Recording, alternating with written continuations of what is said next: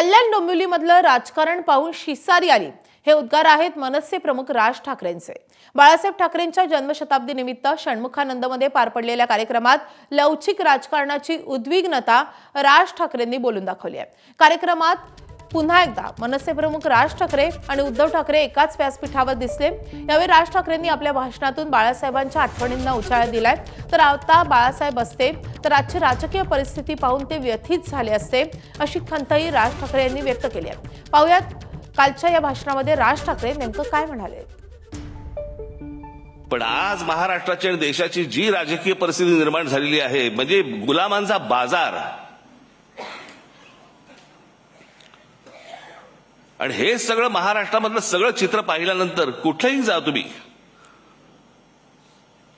हे सगळं चित्र पाहिल्यानंतर आज मला असं वाटतंय बाळासाहेब नाही आहेत ते बरं आहे।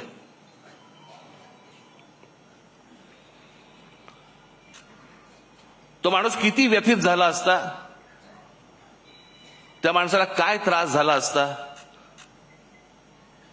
की हे सगळं चित्र आज जे महाराष्ट्रामध्ये उभं राहिलेलं दिसतंय समोर, की जसे ते पूर्वी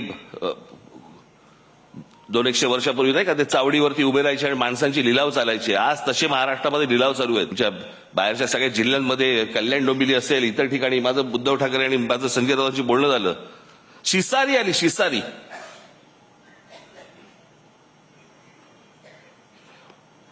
ज्याला व्यथित व्हायला म्हणतो ना आपण, की काय चालू आहे, कुठे नेतोय आपण। मी ज्यावेळेला बाहेर पडलो त्याच्या वेदना वेगळ्या होत्या।